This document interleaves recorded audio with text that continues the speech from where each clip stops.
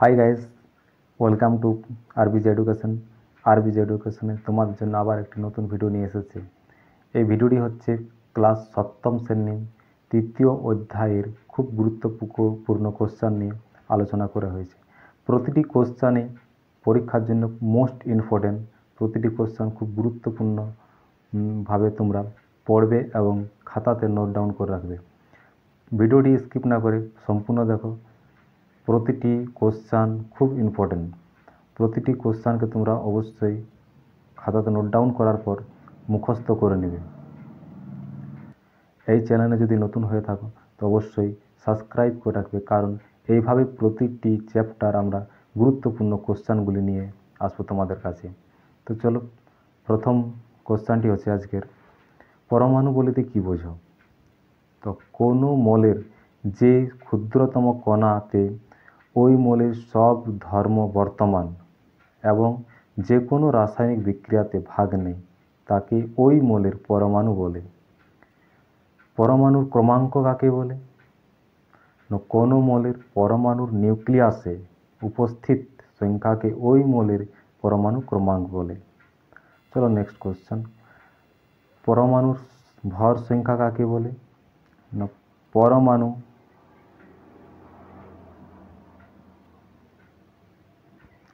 পরমাণু নিউক্লিয়াসে উপস্থিত প্রোটন ও নিউট্রন সংখ্যার যোগফলকে ভর সংখ্যা বলে।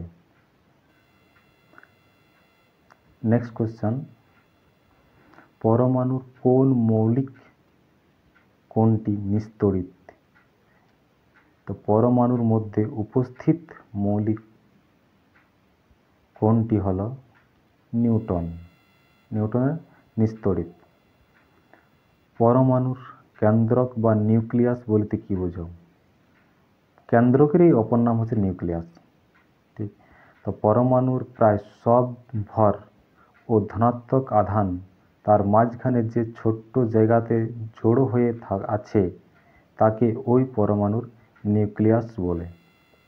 নেক্সট কোশ্চেন, পরমাণু নিস্তড়িত হয় কেন? তো পরমাণুর মধ্যে থাকার ধনাত্মক আধানযুক্ত এবং ঋণাত্মক আধানযুক্ত ইলেকট্রন সমান সংখ্যায় থাকে বলে পরমাণু নিস্তড়িত হয়। এরপরের কোশ্চেন হচ্ছে, পরমাণু কয় ধরনের কণা দ্বারা গঠিত বা কি কি কণা দ্বারা নিয়ে গঠিত? এভাবেও কোশ্চেনটা আসতে পারে। আর সেগুলি কি কি বা ও কি কি? তো পরমাণু প্রধানত 3 ধরনের কণা দ্বারা গঠিত, যেগুলি হচ্ছে দেখো, প্রোটন, ইলেকট্রন আর নিউট্রন। সাধারণত 3 ধরনের কণা নিয়ে গঠিত। আর প্রোটন আর নিউট্রন পরমাণুর কেন্দ্রে অবস্থিত এবং ইলেকট্রন পরমাণুর চার ধারে থাকে। প্রোটন কোন আধানযুক্ত? প্রোটন ধনাত্মক আধানযুক্ত, বা কোশ্চেনটি এভাবেও আসতে পারে, প্রোটন কোন চার্জ যুক্ত? তো এখানে ধনাত্মক চার্জ যুক্ত হবে। ইলেকট্রন কোন তড়িৎ আধানযুক্ত হয়? ইলেকট্রন দেখো ঋণাত্মক তড়িৎ আধানযুক্ত। ইলেকট্রন ঋণাত্মক আধান তড়িৎযুক্ত হয়। নিউট্রন কোন তড়িৎযুক্ত বা নিউট্রন কোন আধানযুক্ত হয়? এর অ্যান্সারটি হবে নিউট্রন নিস্তড়িত আধানযুক্ত। পরের কোশ্চেন, পরমাণুবাদ প্রকাশ কে করেন? খুব ইম্পর্টেন্ট কোশ্চেন। এর অ্যান্সার ডাল্টন, বৈজ্ঞানিক ডাল্টন। পরমাণুর সবচেয়ে ভারী কণাটির নাম কি? পরমাণুর সবচেয়ে ভারী কণাটির নাম হলো নিউট্রন, প্রায় 200 গুণ ভারী। পরমাণুর নিস্তড়িত কণাটির নাম কি? পরমাণুর নিস্তড়িত কণাটির নাম হলো নিউট্রন। নিস্তড়িত মানে আধানহীন, যাকে বলা হয় আধানহীন, নিস্তড়িত। এর কোনো পজিটিভ বা নেগেটিভ আধান নেই। নিউটন কি আবিষ্কার করেন? এই নিউটন, এখানে কি হবে না, এটা কে হবে। কি আবিষ্কার করেন? এইখানে তোমরা চেঞ্জ করে নেবে, এর জায়গায় হবে কে। কে কে আবিষ্কার করেন?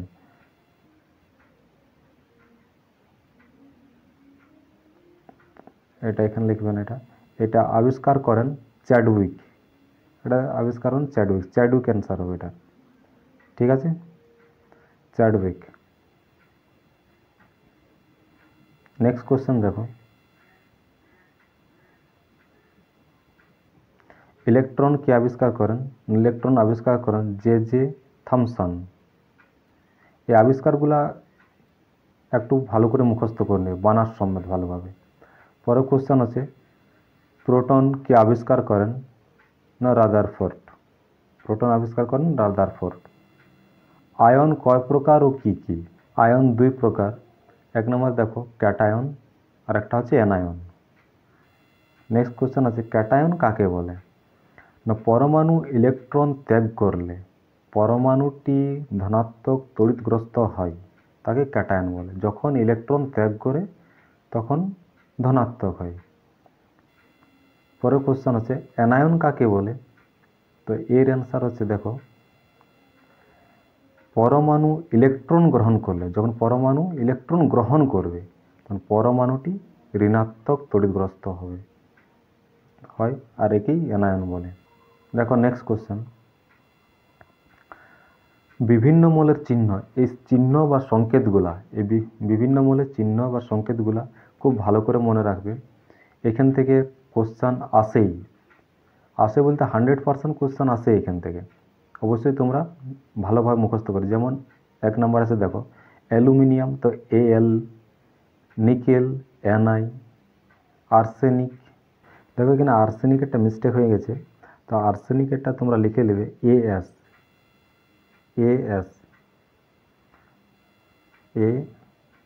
আর এস। আর্সেনিকের সংকেত হচ্ছে As, ঠিক আছে। তো নেক্সট তোমাদের আছে সিলিকন Si, পরের নাম্বার আছে জিঙ্ক Zn, আর বোরন বি। 7 নম্বরে দেখো টিন Sn, পারদ Hg। এগুলো প্রত্যেকটা ভালো করে মুখস্থ করবে। সীসা Pb, curium Cm, einsteinium Es, americium এটা Am, polonium PO, uranium U আছে, নেপচুরিয়াম NO। এগুলা প্রত্যেকটা সংকেতকে তোমরা বা চিহ্নগুলো ভালোভাবে মুখস্থ করে নেবে। এখান থেকে কোশ্চেন আসেই প্রায়। দেখো নেক্সট কোশ্চেনটি, সাধারণ অবস্থায় সব মোলের পরমাণুতে কি সমান থাকে? না ইলেকট্রন আর প্রোটন সংখ্যা সমান হয় বা সমান থাকে। নেক্সট কোশ্চেন, যোজ্যতা কাকে বলে? কিছু মোলের একাধিক যোজ্যতা রয়েছে, এই সব মোলগুলো যোজ্যতা পরিবর্তন করে একই মোলের বিভিন্ন সংখ্যক পরমাণুর সঙ্গে যুক্ত হয়ে বিভিন্ন যৌগ তৈরি করতে পারে। এই রকম যোজ্যতাকে মৌলের পরিবর্তনশীল যোজ্যতা বলে।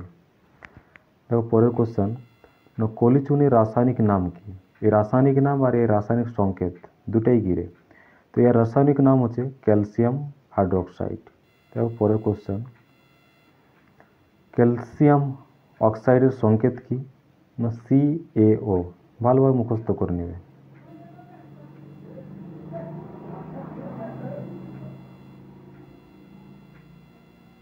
দেখো নেক্সট কোশ্চেন, জলের রাসায়নিক সংকেত কি?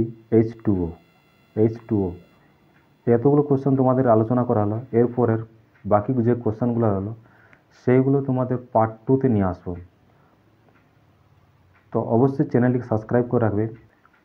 ভিডিওটি যদি ভালো লেগে থাকে তো অবশ্যই লাইক আর কমেন্ট করবে তোমাদের কেমন লাগলো ভিডিওটি, আর সাবস্ক্রাইব করে রাখবে।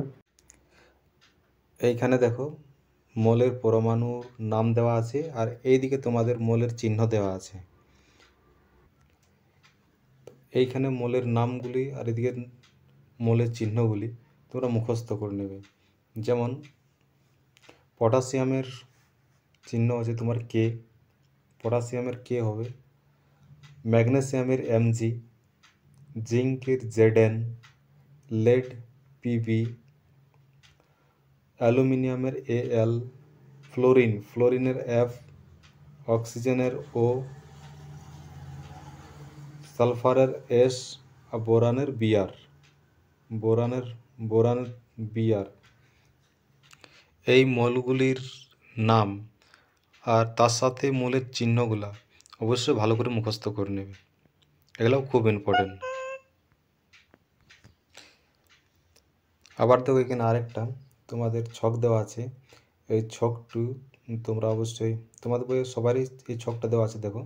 তো এই ছকটার এখানে এইদিকে দেখো যোগের নাম, আর একদিকে দেখো তো সংকেত লেখা আছে। একদিকে তোমাদের যোগের নাম আর একদিকে সংকেত লেখা আছে। তো এই যোগগুলোর নাম সাথে সাথে তোমাদের এই সংকেতগুলোর নামগুলো তোমাদেরকে মনে রাখতে হবে। যেমন তোমাদের সোডিয়াম ক্লোরাইডের সংকেত তোমাদের আছে NaCl। পটাশিয়াম ক্লোরাইডের KCl, ক্যালসিয়াম ক্লোরাইডের CaCl2। এইভাবে তোমাদের সবগুলাকে এখানে মুখস্থ করে নিতে হবে। সবগুলি তোমাদের বইয়ে অবশ্যই দেওয়া আছে, তো চাইলে বই থেকে তোমরা লিখে নিতে পারো, না হলে এই ভিডিওটা থেকে সবগুলো লিখে নাও। এরপরে যেমন তোমাদের আছে magnesium chloride MgCl2, ferrous chloride FeCl2, ferric chloride FeCl3। এগুলো সব ভালোভাবে তোমরা মুখস্থ করে নেবে, এখান থেকে পরীক্ষা আসার সম্ভাবনা অনেকটাই বেশি থাকে। এরপরে দেখো